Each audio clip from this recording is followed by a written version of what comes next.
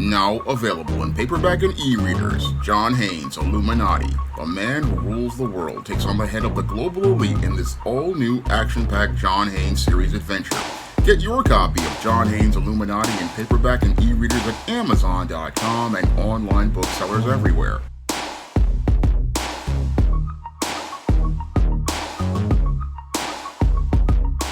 "75% of arrests in Midtown Manhattan are of migrants."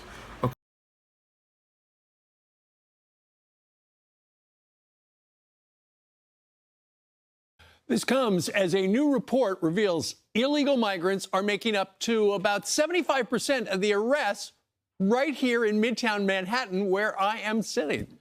Former Director of New York ICE Removals, Tom Feely, joins us right now with reaction. Tom, good morning to you. Good morning, Steve. Thanks for having me. We've got this kind of perfect storm going on where you've got the migrant crisis. Tens of thousands of migrants are here in the New York City area. At the same time, they had the bail reform. So they know that if they're arrested, it's a revolving door. They're going to be out in 8 minutes. Absolutely. It's really sad. I retired in 2021 from ICE just because of this reason. The Biden administration came in and was going to order us not to enforce the law. And quite frankly, I just wasn't raised that way, and it wasn't going to happen with me. New York City did this to themselves. They could do 4 things right now this morning, Steve, that could fix this problem.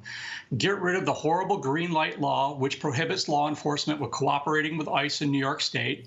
Get rid of your ridiculous sanctuary city stuff in New York City, which isn't working anywhere in the country. Take a look at this bail reform, because you are absolutely right. If you go into these tent cities or these camps or the hotels or wherever they're housing these illegal aliens, they will flat out tell you they know they're not going to be detained long. And the other thing that we really need to do, New York City and law enforcement in New York State has to honor ICE detainers. All we're asking for is you to hold a bad guy. Right. A day or so we have an opportunity to get there, pick them up, and interview them. All these things would keep our country safe, but the governor and the mayor down in New York City absolutely want no part of this. Yeah, and Tom, I know you've seen her ads where she talks about, when I was Attorney General of the great state of California, I prosecuted transnational gangs, and as president, I'm going to crack down on fentanyl.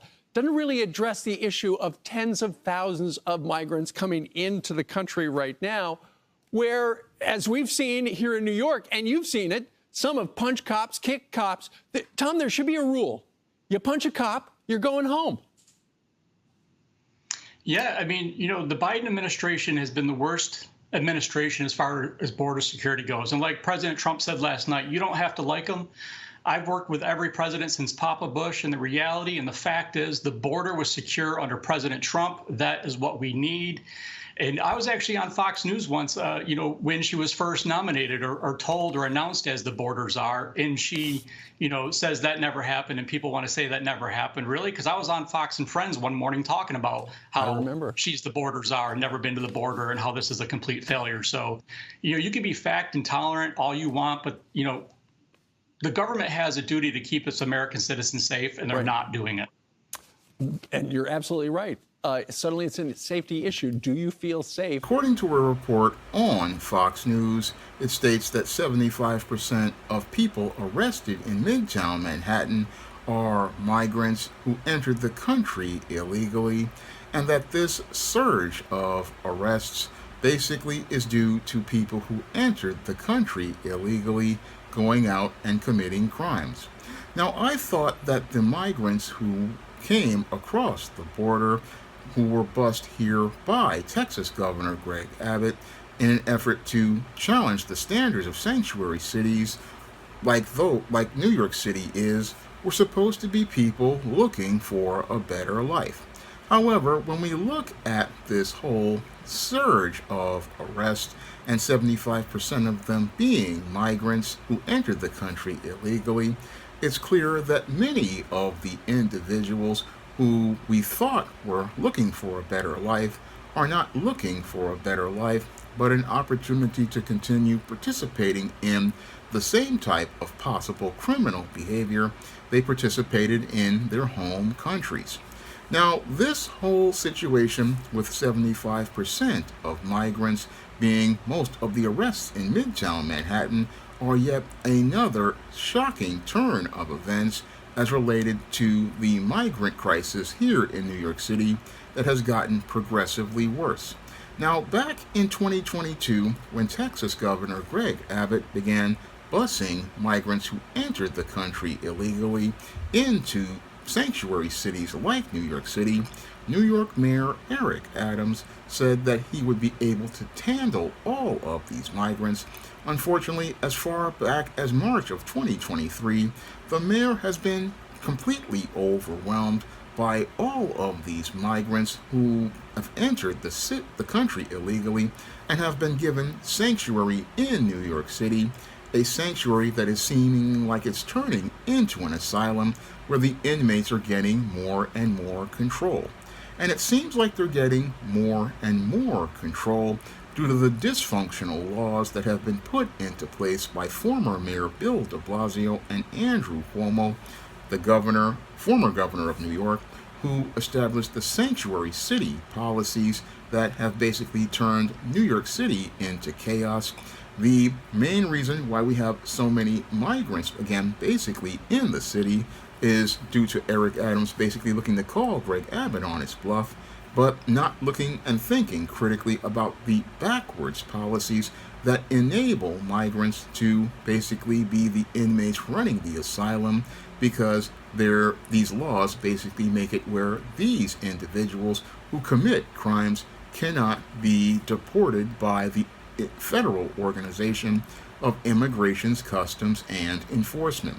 Now, thanks to laws established by Mayor Bill de Blasio, we have a law in place called the Sanctuary City Law, where the New York Police Department cannot contact Immigrations, Customs, and Enforcement because Bill de Blasio believed that if Immigrations, Customs, and Enforcement were to be contacted as related to the criminal behavior of a migrant, that individual would possibly be put on a road to deportation, and that in and of itself would be considered racist.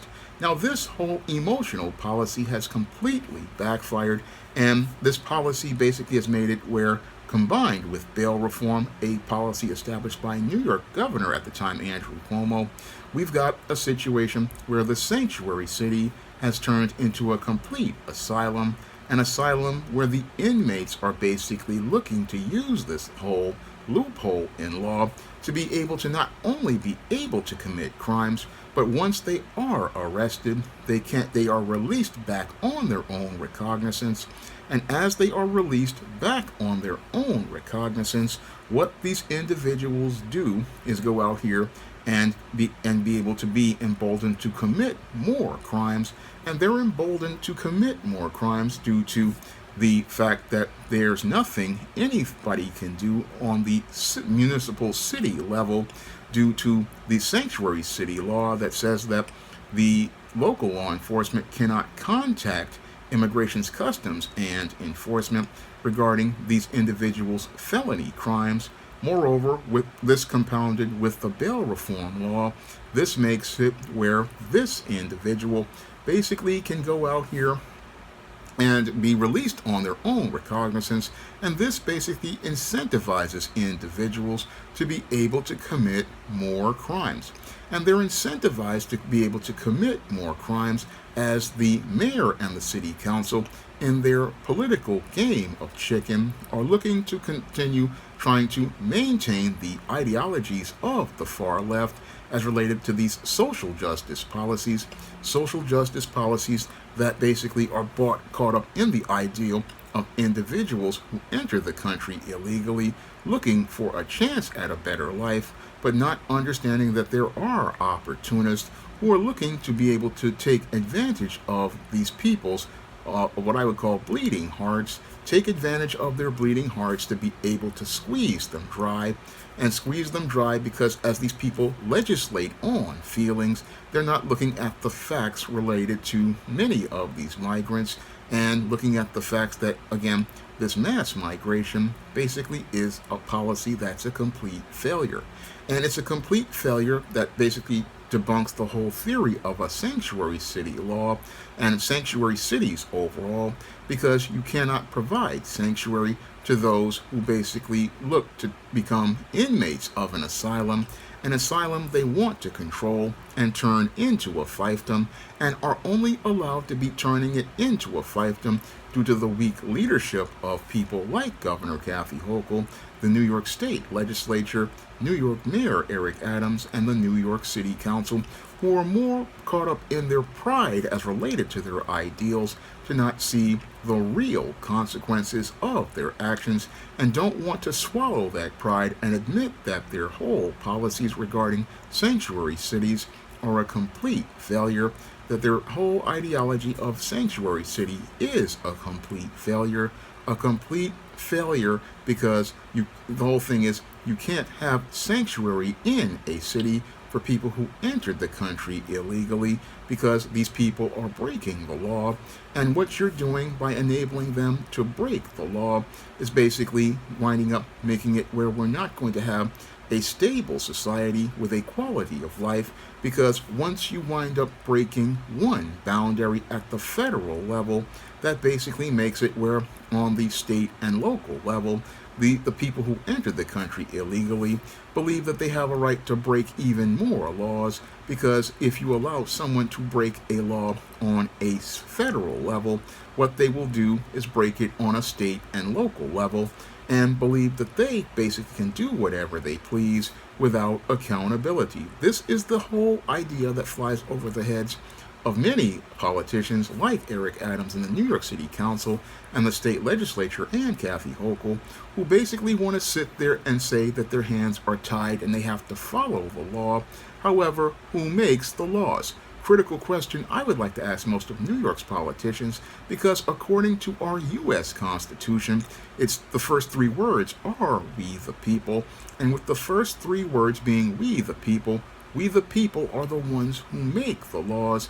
And according to our Constitution, there's a supremacy clause in our Constitution that could easily rectify this whole situation as related to this failed sanctuary city law that was established by Bill de Blasio and the City Council, a law that clearly is unconstitutional, because according to our laws as related to the supremacy clause of the U.S. Constitution clearly state that federal agencies have jurisdiction over state and local agencies. So the sanctuary city law that says that New York police officers can't talk to Immigrations and Customs Enforcement about people who enter the country illegally, this law in and of itself is completely unconstitutional, and all it takes is a constitutional challenge from a person in government to be able to get in this migrant crisis as related to all of these migrants committing crimes in New York City and not being able to be dealt with. I mean, this can easily be dealt with a constitutional challenge to this fundamentally flawed law. Moreover, a constitutional challenge to this whole idea of sanctuary city policies, because it's not for a state to tell federal government that they are going to create a sanctuary for people who enter the country illegally, because if you want to be a state in the Union, you have to follow federal guidelines regarding in things like immigrations, customs, and enforcement, and that is supposed to be the way you maintain a quality of life, because with federal superseding state, the federal government's job is to protect states from themselves and dysfunctional policies like sanctuary city laws that allow people who enter the country illegally, who want to break our laws to come into our country, to be able to gain access to a sanctuary where these inmates who ran and made an asylum in their countries and turned it into an Arkham certified place want to come here and bring that same chaos here, and are allowed to bring that chaos here because politicians here are more interested in virtue signaling to say that they're not like Donald Trump. But the whole thing is that anybody could say that they're not Donald Trump and not have to virtue signal and maintain the law. No, you can maintain the law and not be Donald Trump. You just have to be someone who loves America. And if you truly do love America, what you want to do is not have a sanctuary for people who enter the country illegally, but a proper process for going out and vetting individuals to make sure that you're not getting people who are criminals, people who are out of insane asylums, people who are, again, part of criminal organizations like gangs. You want to have a vetting process for people coming into a city, and that's something we don't have as related to this whole game of political chicken that's being played by both the red and blue parties, a political game that's extremely disingenuous because while the blue party wants to push its ideals, the red party wants to get cheap labor, and the whole thing is that cheap labor is undermining America's economy because we've lost 1.2 million jobs, basically gone all to migrants who entered the country illegally, and again are receiving benefits and support that Americans like veterans are not receiving, and again basically shows how backwards things are, because when you have 75% of the people being arrested being migrants, again with this report from Fox News that I take with a grain of salt, it's a report that I take with a grain of salt.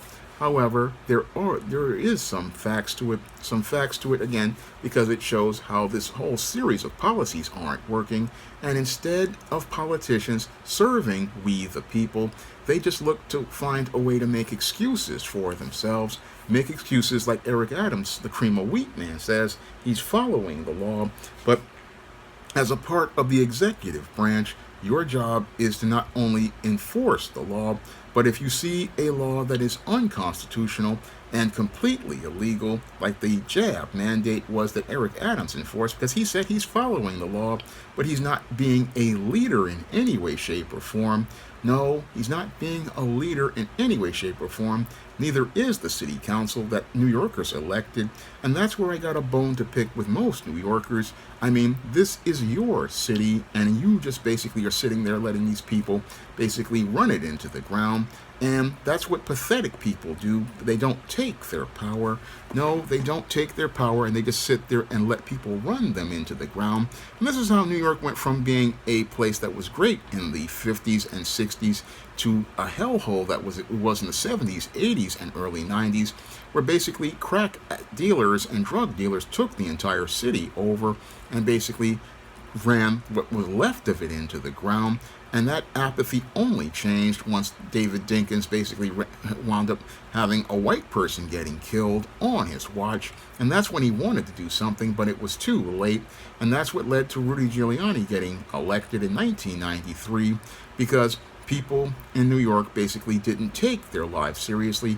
They took everything for granted, and they just basically sat there apathetically sitting there letting these politicians tell you they can't do anything when you hired them to do things like maintain your municipality.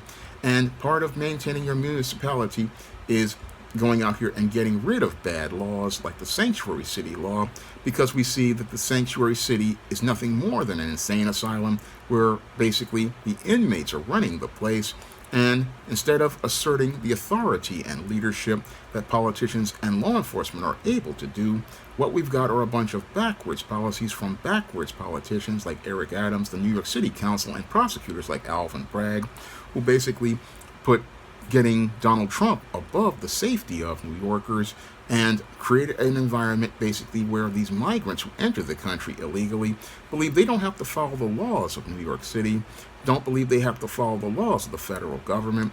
And this type of frame of thinking basically is creating the chaos that we're seeing on the streets of New York, basically creating the chaos we're seeing on the streets of New York right now.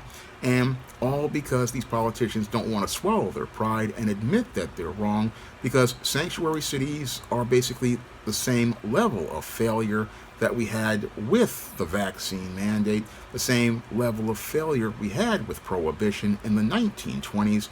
And sadly, it took basically everything falling completely apart with prohibition in the 1920s for people to wake up and realize they couldn't legislate morality, because organized crime, ironically, was basically making people more immoral by, again, participating in these wars over turf, over alcohol, and was basically driving the demand up for alcohol. This was the type of chaos that was being created, and again, being created because you have no real leadership. No real leadership because most of these people, again, want to follow an agenda that basically was sinking them into the ground, and would rather follow an agenda that sinks them into the ground rather than admit things. And again, if this is the American way, then there may be no way out for America if people don't wake up and see that these kind of policies are driving the city into a state worse than it was in the 70s, 80s, and the early 90s. Now, if you want to pick up some of my books on the SJS Direct Imprint, you can find them on Amazon.com and other online booksellers. And if you want to see me make other videos about other things, you can drop a donation to the Patreon, the PayPal, or the Cash App by clicking the links in the description box. That's all I have to say for this video. You can comment, rate, and subscribe. Now available in paperback and e-readers, Esteem Horror in the Hamptons. The aspiring angel tries to escape a house of horrors in this action-packed, all-new Esteem series adventure. Get your copy of Esteem Horror in the Hamptons in paperback and e-readers at online booksellers everywhere. Support Black-owned and Black-operated digital broadcast media. www.niceradionetwork.com. Nice Radio Network, broadcasting 24 hours a day, 7 days a week.